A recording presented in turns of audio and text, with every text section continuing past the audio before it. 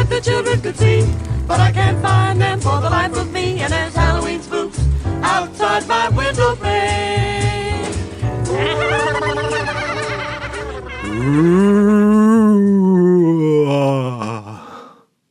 It's time for Pickin' and Flickin' in the Bloody Nostril Zone, where we pick a book off my shelf and flick through it.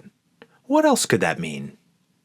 I'm your ghost, cartoonist Kyle Boogeyman Bridget, and before we creep into it, make sure to hit lick, hit subscream, be a ding-dong deddy, and ding that boil. Today we're looking at Toys in the Basement, and this is by Blanquette. That's Stephanie Blanquette, or possibly Stéphane Blanquet. I'll probably pronounce it more like blanket. Anyway, he's French, from France. And if you've been paying attention to my various online video and audio endeavors, if you've checked out Tips for Twits on Potter ZB, my podcast, you probably know that I'm a big fan of French comics. And part of the reason is that they so often have this great French sensibility, which, some people might even go as far as to say like a Franco-Belgian sensibility to them. Like, Tintin, for example, this really clean line style, which you see in other cartoonists like Joost Zwaarda, who's Dutch. And I've seen him refer to it as the clean line style, which I think you get a bit of in French artists like Tardi, who still has a kind of like efficiency to his lines and his layouts and his drawing style, but also with a little bit more exaggeration and a little bit more like variation in the line quality and a little sillier. And, you see a similar thing in like a lot of French artists, like here's Chris Blaine. This is kind of a Western comic he did here where, again, very clean, very simple, very efficient, but also like much more exaggerated and silly than like a Tintin. I mean, if we look for like the titular character Gus here, let's see if I can find him. He's got a ridiculous schnoz on him, and it's a lot more wacky and silly than like a Tintin or that, that pure clean line style. David B., he's another one, French cartoonist. He's cartoony, but still very clean, very, efficient. But you look at like the lines and they're kind of wiggly, they're extra wiggly. They're like intentionally wiggly. And something like Tintin, it's like trying to hide the artist's hand, whereas, the French want you to see that. It's more expressionistic that way. I got one more French cartoonist here. This is Zan Zim doing A Man's Skin. And in this, again, it's that very efficient, clean line, flat colors, very simple and clear. But, there's more line weight variation here. Like, it's not done with like a technical pen. It's done with a quill. It's a little bit more noodly. And I would say that French sensibility, it's not restricted to French cartoonists. An American artist, I think, who has, a real French sensibility to him is Noah Van Sciver. We looked at his work in the first episode of Pickin' and Flickin' in the Nostril Zone. That's One Dirty Tree, so check that out. Yeah, and so that French sensibility, it's shades of the Belgian clean line style, but a little more expressionistic, a little more cartoony, a little more exaggerated, a little more whimsical, and a little more romantic. But Blanquette here, he has more of a American sensibility, if anything. In fact, when I bought this, it was kind of a blind buy. It didn't occur to me that he was a French cartoonist until I read the back cover. And looking at this, I was racking my brain trying to think, whose art does he remind me of? And so initially I thought maybe like Richard Sala, who's an American cartoonist, like especially in the lettering here. I think that's what really made me think of him. And this is probably like the worst Richard Sala example I could have pulled off of my shelf to make this point. But I was also thinking maybe Kaz, and I kind of have a shamefully low number of Kaz books, but I grabbed this one, and maybe just like in some of its forms and even in like the colors, kind of remind me a bit of Kaz. But then it hit me, it wasn't really a comic that he reminded me of. It was a cartoon, Everett Peck's Duckman cartoon from the 1990s. I think that really kind of seems to nail the style in this more than anything. And I am definitely a big Duckman fan. I think that's a great show.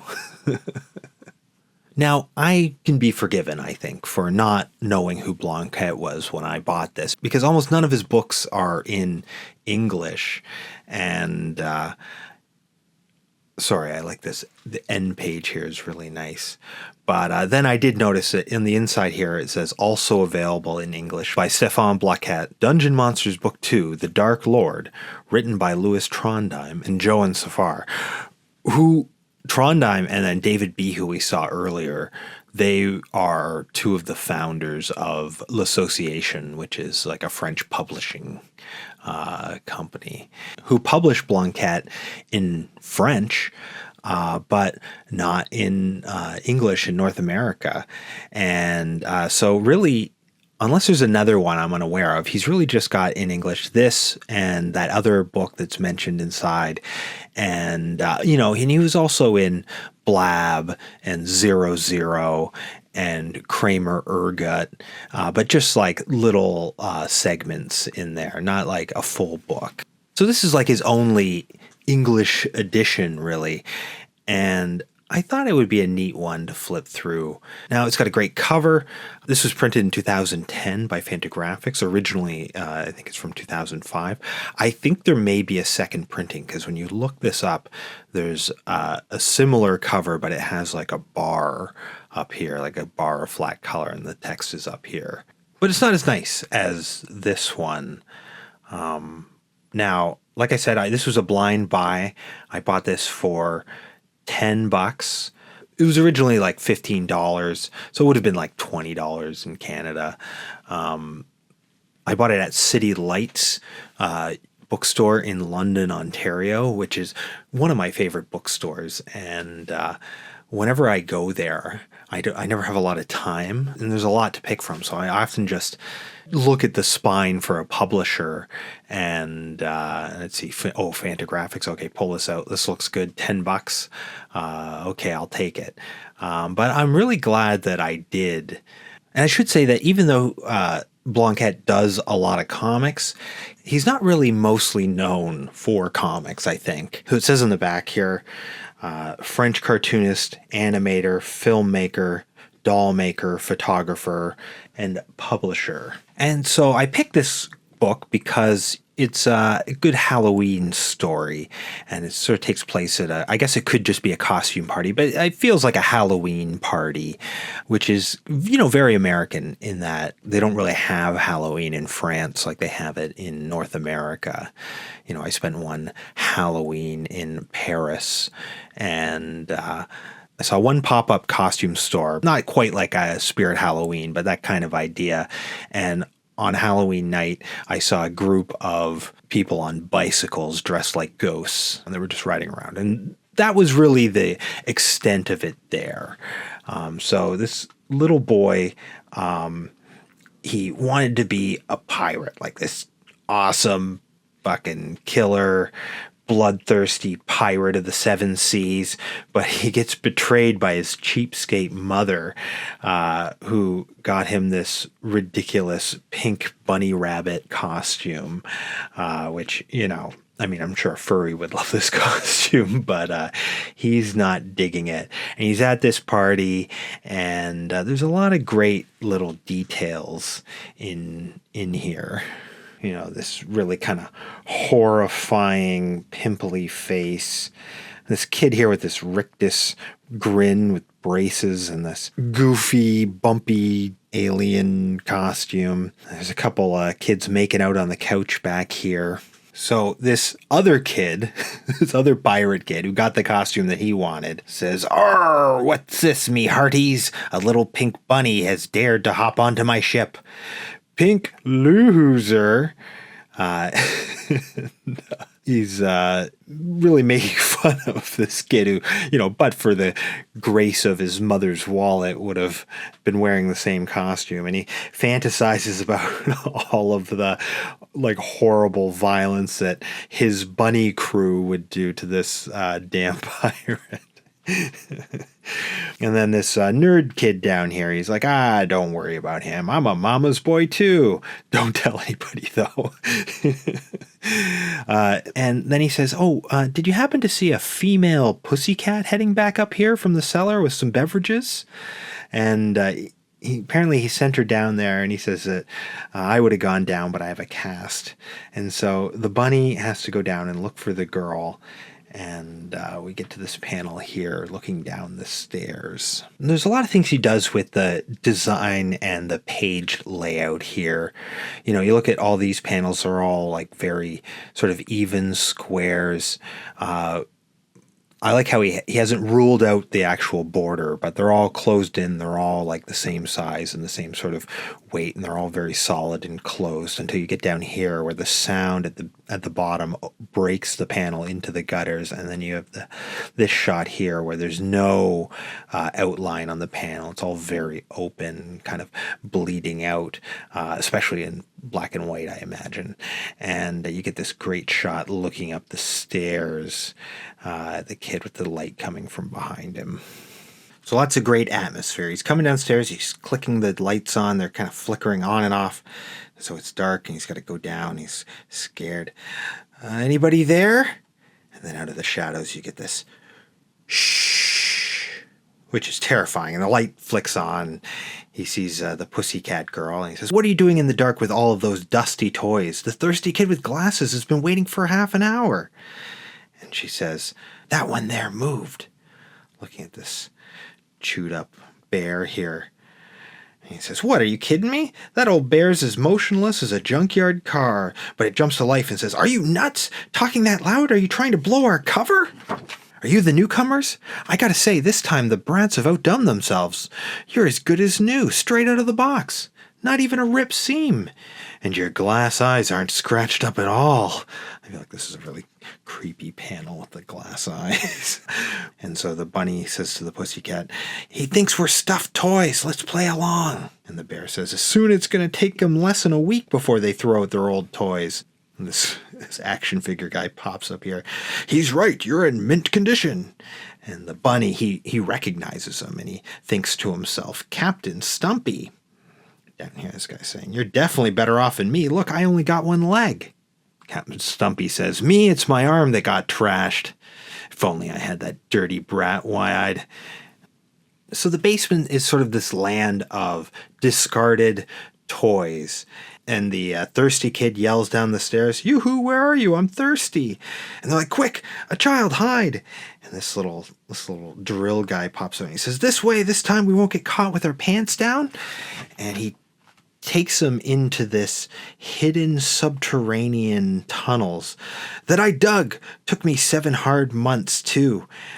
I even melted my drill. I like this sort of the anxiety on his face looking at his melted drill. But it was worth it. And so it's also very dreamlike, going down the tunnel. And the panels reflect that too. They're no longer these sort of geometric equal rectangles or whatever. Now it's all these curvy, blobby kind of dream shapes. And so the bunny and the pussycat, they're forced to kind of play along. It's kind of a creepy situation. Like you sort of fallen into the wrong line and you're not supposed to be there. And there's no way to get out without revealing that you're not supposed to be there. And you don't quite know what the consequences are of that if you're found out. And they pass these weird alien faces sticking out of the ceiling, and the toys point out, they're like, "Oh well, they're alive, but they can't move or do anything. They just light up, and but they're sentient." So they get to the end, and there's this door and this headless guy standing. This is something I noticed earlier. These loops that he has here. You can see it here. You can see it in Captain Stumpy's arm, or where his arm would attach, and it's like those loops. Like it reminds me of like the between the waist of a GI Joe, like of a small GI Joe figure from like the 80s. How it would connect with like an elastic band. So they say the password, they get let into this strange landscape here, almost Seussian with these big curls, maybe kind of Tim Burton, kind of like in between Tim Burton and Dr. Seuss, but a little creepier. And it's like this world of discarded toys. And it says, great to be among friends. Tell me about it. I'm losing my head. Ha And the bunny says, this is wild. This is something I wanted to point out. I forgot to mention at the beginning. The girl here, the pussycat, she's got these little high heels on her costume, whereas his costumes had these kind of like fluffy bunny slippers. So I thought that was a cute touch. So the kids are in awe of this secret world, and they marvel at the sky and how pretty it is. And Captain Stumpy says, it's not the sky, it's reflective stickers we stuck on the walls of the cave. But I gotta say, it's pretty convincing. And then this little wind-up walk-in guy with 3 eyes comes up, and he says, excuse me, I'm kind of the immigration officer. I went through a catalog. We can't find any of your serial numbers. And so, he's being diplomatic, but he's clearly very suspicious of them. This panel has a nice layout, how it's kind of, with these rounded panels here. It's kind of like a film strip down the left-hand side. And he uses sort of the colors to sort of frame it out so it reads like, like a regular comic left to right, top to bottom. But because it's like the top part and the bottom part each sort of function as an image together, you don't get lost in it. Like you might accidentally read just down to the bottom and then read the next one. And he's just managed to use like color and repetition with a little bit of interruption in the middle to make it read just perfectly. And so they tell him, we're prototypes. Yeah, that's it. And these nurses show up, and they're much more maternal, and they say like, lay off with the questions. They must be exhausted.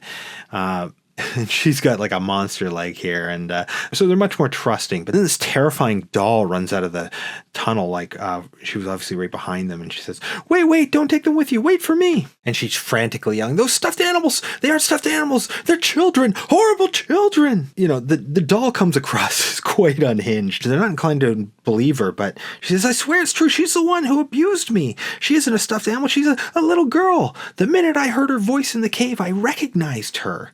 And so she was like looking from behind him in the cave, and she remembers all of this horrible abuse, having her hair cut, being put on this like angry cat buried in sand. And she's like really traumatized by all this. She's weeping. But the bunny's like, no, really, we're just toys. Look, see? And he's like tugging on his ear to kind of make a case for himself. And so he says, feel that? 100% polyester, 0% child, right? And he almost gets away with it, but he slips up when he says, and even grumpy old Captain Stumpy won't dispute that, huh? And I like how she's just like, yeah, that's true. And she's sweating and nervous. She's not nearly as confident in that they're going to get away with this. And of course, Captain Stumpy was a cruel nickname that the bunny called him, and it triggers these memories of being chewed by a vicious dog and dragged behind a tricycle, and even like waterboarded, having his head shoved in water, and his hood gets ripped off and he's exposed. And the crazy girl, like, she's like, it's like I said, monster children.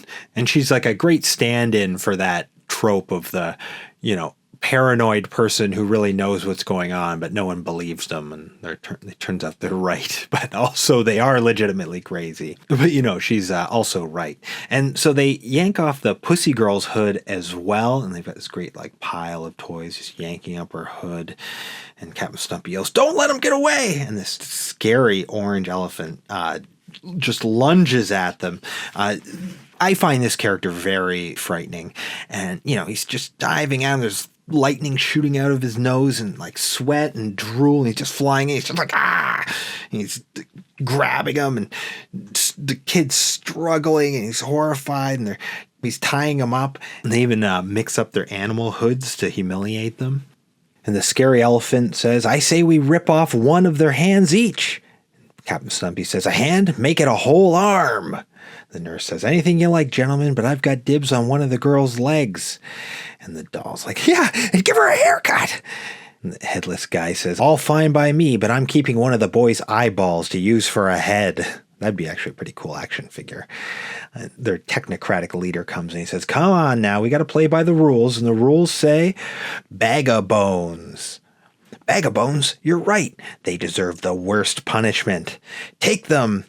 And they're sort of put on this march into the unknown, horrifying fate, which is that they're going to be sacrificed to this horrifying Lovecraftian monster made of, all these just random discarded doll parts. It's just like heaving Leviathan of just random abstract toy pieces that all come together in this blob and forms this doll that's going, Amelia Creek, my name is Amelia Creek. I want my bottle, Amelia, my name is Amelia. And, you can just picture the sound of like one of those antique dolls that you turn upside down and they kind of cry like almost like a mew, like, it's just, she really is kind of horrifying. And I like this row up here. So the nurse, she's like very motherly to this thing. And says, oh, my precious darling, baby wants her bottle. Creak. Of course, Mummy's got a lovely treat for you. This has just got good rhythm. All these pages have really nice balance and flow. Like every page looks great. And so the leader says that eating is all the bag of bones does, and we call her Amelia just to be nice, but really she's nothing but a huge old bag of busted toys. So she's like this all-consuming, like Kira type figure.